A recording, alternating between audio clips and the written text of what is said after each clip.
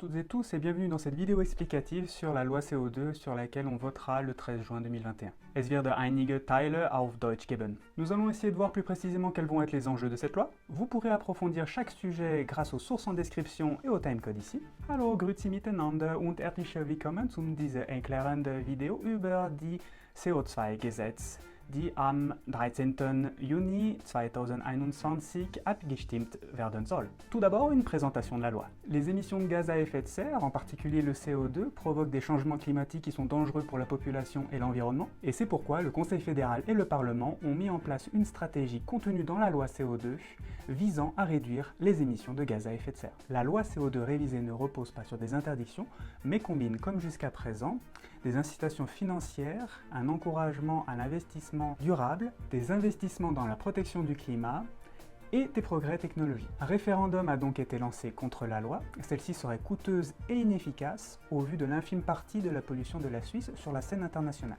La loi pèserait surtout sur la classe moyenne et les petites et moyennes entreprises qui seront soumises à des nouvelles taxes et encore de nouvelles obligations. Le Conseil fédéral et le Parlement sont convaincus que cette stratégie permettra de limiter les changements climatiques et leurs effets néfastes, sans pour autant pénaliser la population et les entreprises, grâce aux incitations financières et au remboursement dont bénéficieront la population et les entreprises qui produiront moins de CO2.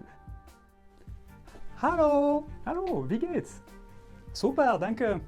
Kannst du übersetzen, bitte? Ja, sicher. Der Ausstoß von Treibhausgasen, insbesondere von CO2, ist die Hauptursache für den Klimawandel, der den Menschen und der Umwelt schadet. Als Maßnahmen haben Bundesrat und Parlament eine Strategie entwickelt, mit der die CO2-Emissionen weiter gesenkt werden sollen und diese Strategie im CO2-Gesetz verankert. Das revidierte CO2-Gesetz beruht nicht auf Verboten, sondern kombiniert wie bisher finanzielle Anreize, Investitionen in den Klimaschutz und technischen Vorschrift. Gegen diese Geschäfte würde das Referendum ergriffen, das Gesetz sei teuer und nutzlos. Die CO2-Emissionen der Schweiz würden nur einen geringen Teil zum weltweiten Ausstoß beitragen. Zudem habe es finanzielle Auswirkungen für die Mittelstand und die KMU, Klein- und Mittelunternehmen, die sich mit zusätzlichen Abgaben und Vorschriften konfrontiert sehen. Bundesrat und Parlament sind davon überzeugt, dass der Klimawandel und die negativen Auswirkungen, die sich daraus ergeben, mit der gewählten Strategie begrenzt werden können, ohne dass die Bevölkerung und die Unternehmen bestraft werden. Super, Dankeschön, bitteschön. La question qui vous est posée, acceptez-vous la loi fédérale du 25 septembre 2020 sur la réduction des émissions de gaz à effet de serre, aussi appelée loi CO2? Abstimmungsfrage, wollen Sie das Bundesgesetz vom 25. September 2020 für die Verminderung Treibhausgasemissionen, die CO2-Gesetz, annehmen? Et pour commencer, voyons voir les avantages de la loi CO2. Was sind die Pros? La Suisse est particulièrement touchée par les changements climatiques. Les glaciers fondent, les glissements de terrain emportent maisons et routes, les stations de ski n'ont plus assez de neige pour tourner, l'agriculture est toujours touchée par la sécheresse de ses récoltes, et cela a un coût pour la population et l'économie. Du travail pour les PME, et donc des emplois qui sont créés. La loi favorise les investissements respectueux de l'environnement, et donc donne du travail aux petites et moyennes entreprises, comme par exemple les chauffagistes, les ingénieurs, les installateurs sanitaires et les électriciens. Les propriétaires peuvent tirer profit de la loi. S'ils remplacent leur chaudière au mazout par une pompe à chaleur, un chauffage au bois ou des panneaux solaires, ils peuvent solliciter une aide financière et en plus être exemptés de la taxe sur le CO2. Et les locataires seraient aussi gagnants car ils verraient aussi leurs frais de chauffage baisser. Il y aurait aussi des avantages pour les automobilistes. Dès l'entrée en vigueur de la loi, des véhicules plus efficaces et consommant moins d'essence ou de diesel seront commercialisés. Il en résultera pour les automobilistes une économie de carburant. De plus, la multiplication de bornes de recharge favorisera le déplacement électrique. Un recul de la dépendance par rapport aux pays pétroliers. La Suisse a consacré ces 10 dernières années plus de 80 milliards de francs suisses à l'importation de gaz naturel et de pétrole. C'est de l'argent qui va ailleurs que dans l'économie suisse. Grâce à cette loi révisée, notre dépendance vis-à-vis des pays pétroliers va diminuer, ce qui va rajouter des fonds investis en Suisse. Et enfin, la loi CO2 est équitable et sociale. Prenons l'exemple d'une famille type de 4 personnes qui part une fois en avion par année pour aller en vacances. consomme une quantité moyenne de mazout et utilise régulièrement la voiture. Elle devra certes débourser une centaine de francs par année, mais si elle opte pour une voiture électrique, ce montant diminuera de moitié. Et si elle ne prend pas l'avion ou même se chauffe sans produire de CO2, elle recevra même de l'argent en retour. C'est fabuleux! À ceci près qu'il faut acheter une nouvelle voiture, remplacer tout son système de chauffage, et puis on n'a peut-être pas encore fini de payer des crédits. Il ne faut plus partir en vacances dans un autre pays qui n'est pas limitrophe, mais je m'égare. Et voici qui clôt la majorité des avantages de la loi révisée sur le CO2. Nous allons voir maintenant les contre.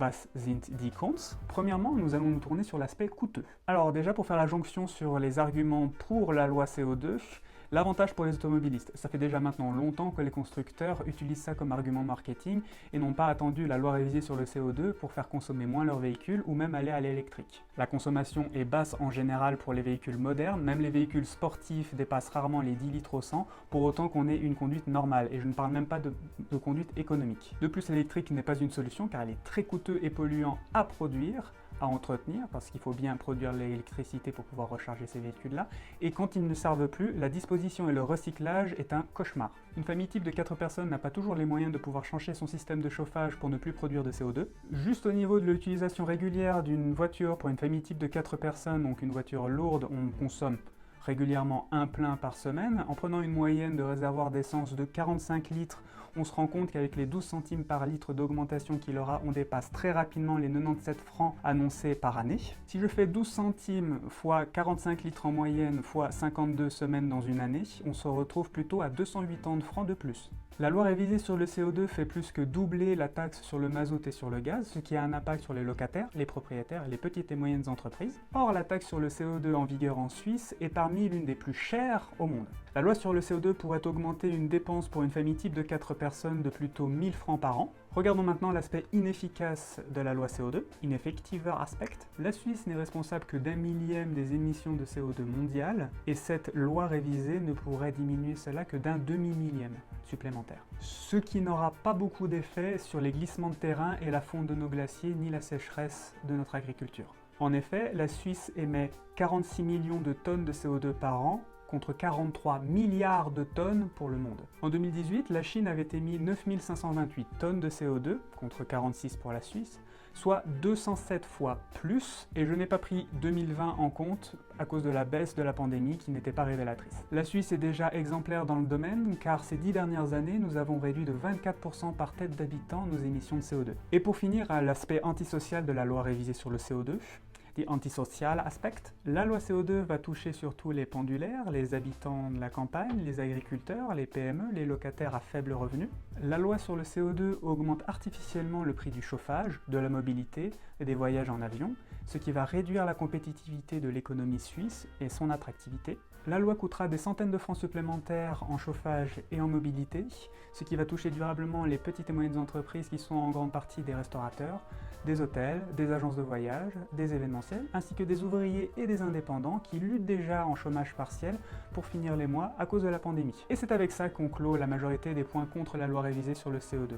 Pour les deux cas, que ce soit pour et contre, il est impossible d'être assez exhaustif, j'ai rajouté la majorité de ce que je pensais être pertinent. Pour conclure, cette loi part d'un bon sentiment mais est déconnectée de la réalité. On l'a vu, elle vient renforcer des mesures déjà en vigueur et qui fonctionnent très bien. Les renforcer va toucher durablement la classe moyenne et pauvre en Suisse, ainsi que les petites et moyennes entreprises qui pour la grande partie essuient encore les pots cassés de la pandémie. Pour l'UDC, c'est un non catégorique pour les raisons que l'on a vues plus haut. Trop de personnes en campagne et la classe moyenne seront lésées. Pour ma part, je trouve que cette loi révisée arrive étonnamment au même moment que la plupart des constructeurs mettent l'accent sur le tout à l'électrique. Pourtant, c'est détourner le regard du problème en pensant que c'est mieux, juste parce que l'on produit de l'électricité en rejetant une infime partie de CO2. Et pourtant, leur production et leur disposition une fois qu'elle ne sert plus est très polluante. La taxe sur le CO2 en Suisse est déjà parmi une des plus chères au monde, et je terminerai par dire que l'infime partie de la pollution suisse sur la scène internationale rend amer ce désir de se serrer la ceinture pour un réel impact nul. Noch einmal bitte? Ah ja, kein Problem. Dieses Gesetz beginnt mit einem guten Gefühl, aber ist realitätsnah. Wie wir gesehen haben, verstärkt es bereits vorhandene Maßnahmen, die bereits sehr gut funktionieren. Ihre Stärkung wird die Mittel- und Armenschicht in der Schweiz sowie die Klein- und Mittelunternehmen, von denen die meisten noch immer unter den Folgen der Gesundheitskrise leiden, nachhaltig treffen. Für die SVP ist es aus den oben genannten Gründen ein Nein. Zu viele Menschen auf dem Land und die Mittelschicht werden geschädigt. Meine Meinung, ich finde, dass dieses Gesetz überraschend zu einer Zeit kommt, in der Mehrheit der Hersteller die vollelektrische Kommunikation betont. Und doch schaut es weg und denkt, dass er besser ist. Nur weil Strom mit weniger CO2-Emissionen erzeugt wird und dennoch produziert und erstellt wird, wenn er nicht mehr benötigt wird. Die in der Schweiz bereits geltende CO2-Steuer gehört bereits zu den teuersten der Welt. Die winzige Teile der Schweiz Umweltverschmutzung auf internationaler Ebene macht dieser Wunsch, den Gürtel entgegen zu schnallen, noch bitteren, keine Auswirkung zu haben. Top. Bitteschön.